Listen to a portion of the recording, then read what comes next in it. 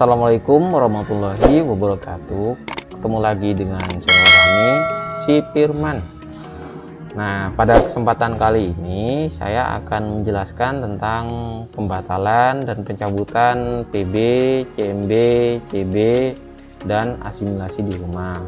Jadi bagi kalian yang sudah memahami atau sudah menonton video kami tentang PB, CB, CMB, dan asimilasi di rumah, juga perlu mempelajari tentang pembatalan, pencabutan, pembebasan bersyarat ini ya. Oke, untuk lebih lanjut langsung saja ya.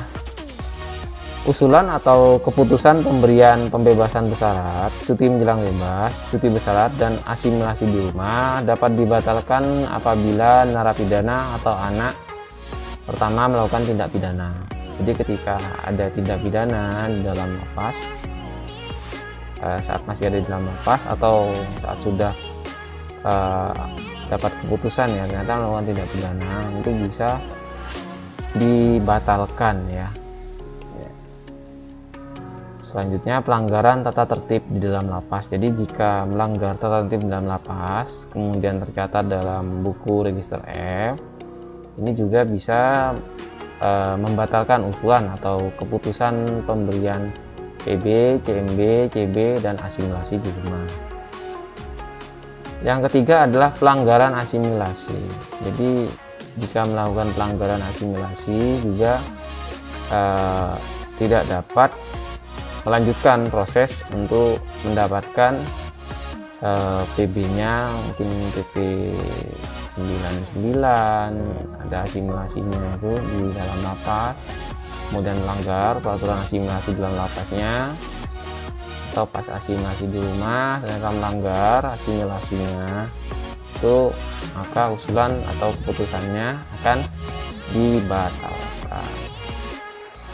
Yang terakhir, memiliki perkara pidana lain yang sedang dalam proses peradilan. Jadi ternyata ada MAP, sehingga WBP atau narapidana tersebut harus menjalani sidang pengadilan negeri, pengadilan tinggi, atau sidang Mahkamah Agung.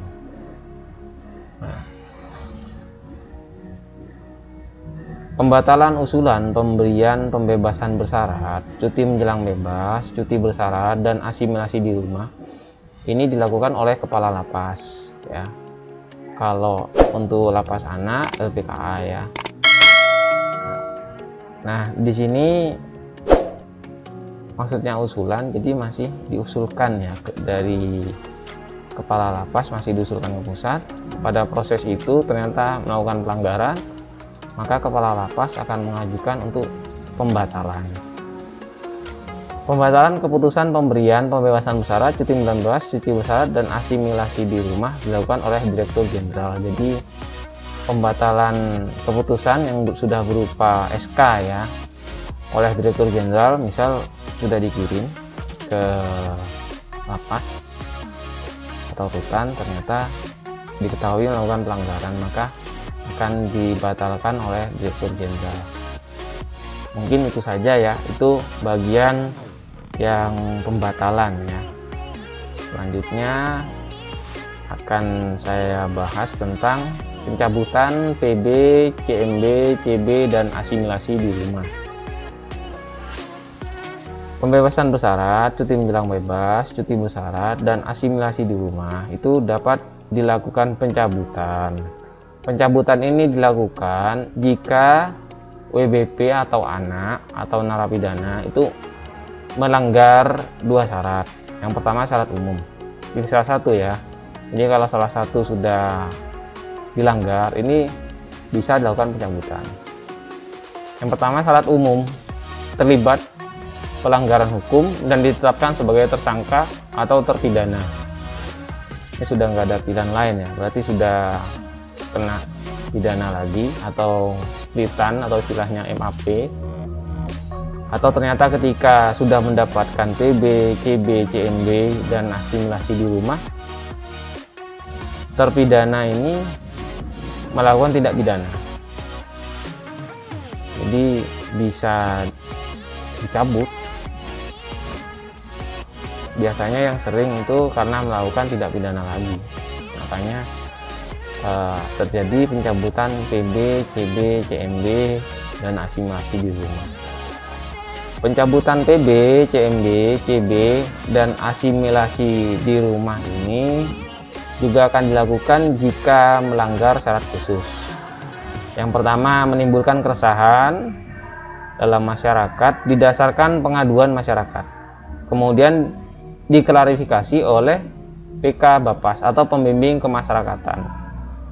Yang kedua, menimbulkan keresahan dalam masyarakat berdasarkan hasil pengawasan oleh pembimbing kemasyarakatan. Jadi kalau yang pertama ini dari pengaduan masyarakat, kemudian diklarifikasi oleh PK Bapas. Kalau yang kedua, PK Bapas sendiri ini mengetahui bahwa kliennya atau WBP yang tadi mendapatkan PB, CMB, CB, dan asimilasi di rumah melakukan tindakan yang menimbulkan keresahan. Yang ketiga, tidak melaksanakan protokol kesehatan sesuai dengan ketentuan pencegahan dan penanggulangan penyebaran COVID-19. Nah, ini sesuai dengan peraturan yang terbaru ya tentang pemberian PB, CMB, CB, dan asimilasi di rumah pada tahun 2021, bahwa di sana kewajibannya harus melaksanakan protokol kesehatan. Jika melanggar atau tidak melaksanakan protokol kesehatan, termasuk syarat khusus untuk pencabutan PB, CMB, CB, dan asimilasi di rumah. Yang keempat, tidak mengikuti dan atau mematuhi program pembimbingan yang ditetapkan oleh Bapas. Jadi dari Bapas ada itu program pembimbingan. Nah, bagi yang sudah mendapatkan PB, CMB, atau CB, dan asimilasi di rumah, wajib mengikuti pembimbingan yang dari Bapas. Ya. Yang kelima, tidak melaksanakan kewajiban melapor kepada Bapas yang membimbing paling banyak 3 kali berturut-turut. Nah, jadi jika tidak melapor, ini harus lapor ya tiap bulan. Biasanya tanggal 6 sampai tanggal 9. Ini harus melapor tiap bulan sampai masa pidananya habis. Jika tidak melakukan pelaporan selama 3 kali berturut-turut, misal setelah bebas, asimilasi di rumah atau PB, CMB, dan CB, ada sisa pidana 5 bulan. 2 bulan di awal ini ternyata masih melapor, kemudian 3 bulan di akhir setelah berturut-turut ya, ini tidak melapor, entah karena malas atau sebagainya, maka WBP atau klien Bapas tadi, klien pembimbing masyarakatan Bapas tadi, atau terpidana tadi yang sudah mendapatkan PB, CMB, CB, dan asimilasi di rumah, itu dapat dicabut ya PB-nya, CMB-nya, CB-nya, dan asimilasi di rumahnya. Yang keenam, tidak melaporkan perubahan alamat atau tempat tinggal kepada Bapas yang membimbing. Tujuan dari melaporkan perubahan alamat ini agar pihak dari Bapas, yaitu pembimbing kemasyarakatan atau PK yang membimbing, bisa mengecek ya, keadaan dari kliennya atau WBP atau narapidana yang sudah mendapatkan PB, CMB, CB, dan asimilasi di rumah. Sanksi bagi narapidana jika dilakukan pencabutan itu dikategorikan melakukan pelanggaran berat. Sanksinya dimasukkan ke dalam sel pengasingan selama 6 hari dan dapat diperpanjang selama 2 kali 6 hari. Jadi setelah misal sudah melakukan pelanggaran lagi ya, awalnya mencopet, kemudian kena pidana lagi setelah mendapatkan CB, merampok misal. Nah, ketika sudah masuk ke dalam lapas, maka akan dimasukkan ke sel pengasingan selama 6 hari, dan jika sekiranya perlu oleh petugas akan diperpanjang menjadi 2 kali 6 hari. Kemudian bagi yang pencabutan atas pelanggaran syarat umum pertama kali, jadi maksud syarat umum pertama kali ini yang syarat umum tadi melakukan tindak pidana ya, Jadi lakukan tindak pidana padahal sudah mendapatkan PB, CB, CMB dan asimilasi di rumah, di situ ternyata masih membuat pidana lagi, tindak pidana lagi ya. Maka kalau cuma 1 kali pada tahun pertama dan kedua setelah dilakukan pencabutan tidak dapat diberikan remisi. Jadi tahun pertama, tahun kedua tidak dapat remisi. Untuk yang remisi ini akan dibahas di video selanjutnya ya.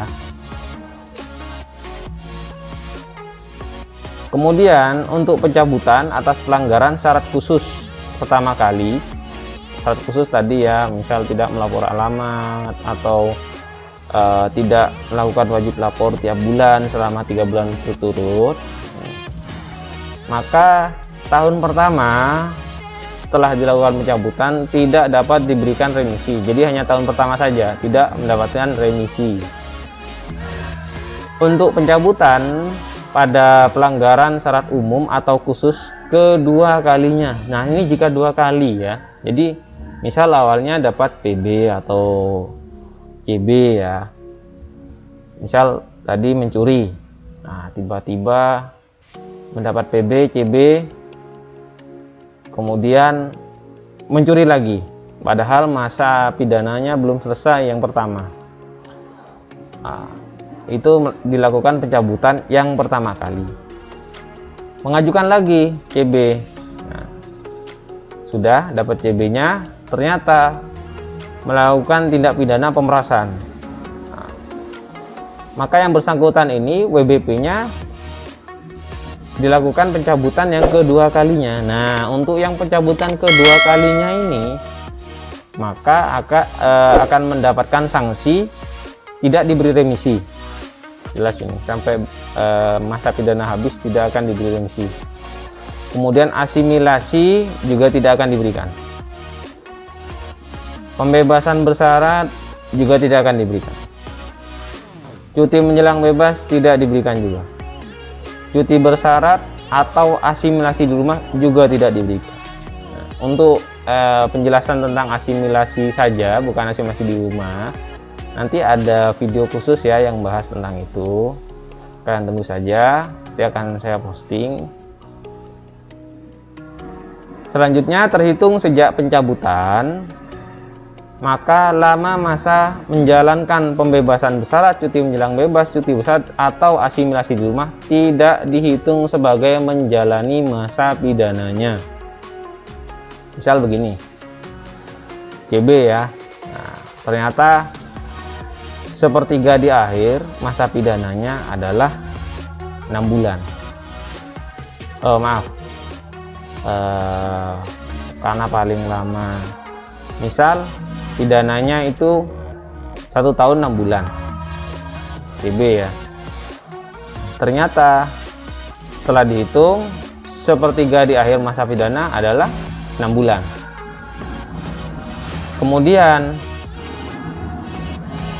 di sepertiga di akhir di 6 bulan ini melakukan pelanggaran tindak pidana sehingga dilakukan pencabutan, maka yang tadi sudah menjalani misal separuhnya, jadi sudah 3 bulan menjalani di luar, itu tidak akan dihitung sebagai menjalani masa pidana. Jadi begitu masuk ke dalam lapas lagi atau rutan, maka akan menjalani dulu sisa masa pidananya yang sebelumnya. Jadi sisa 6 bulan dikerjakan dulu, baru nanti ditambahkan dengan masa pidana yang berikutnya atau yang kedua kalinya. Misal yang tadi kan 6 bulan, nah, jadi 6 bulan selesaikan dulu, terus kena pidana lagi, pidananya kena misal 1 tahun, baru setelah itu mengerjakan yang 1 tahun pidananya. Seperti itu. Sanksi bagi anak, jadi ini untuk yang pelanggaran yang anak ya. Anak yang dilakukan pencabutan ini lama masa menjalankan PB, CMB, dan cuti bersyarat tetap dihitung sebagai menjalani masa pidananya. Wah, enak ini untuk anak. Jadi misal tadi kena CB ya, dari 1 tahun, separuhnya berarti 6 bulan, ternyata sudah menjalani 3 bulan di luar untuk CB-nya. bikin pelanggaran lagi. Nah, maka yang 3 bulan tadi dihitung, jadi hanya menyelesaikan yang 3 bulan sisanya, kemudian baru menjalani sisa pidana yang kedua. Pidana yang kedua ditambahkan dengan yang awal tadi. Misal kena pidananya yang selanjutnya kena 6 bulan, jadi 3 bulannya dikerjakan dulu, baru 6 bulannya yang kedua. Mungkin itu saja penjelasan dari saya tentang pembatalan dan pencabutan pembebasan bersyarat, cuti menjelang bebas, cuti bersyarat, dan asimilasi di rumah. Jika ada yang ingin ditanyakan, silahkan tanyakan di kolom komentar di bawah ini ya. Jangan lupa like dan subscribe video dan channel ini. Terima kasih atas perhatiannya. Wassalamualaikum warahmatullahi wabarakatuh.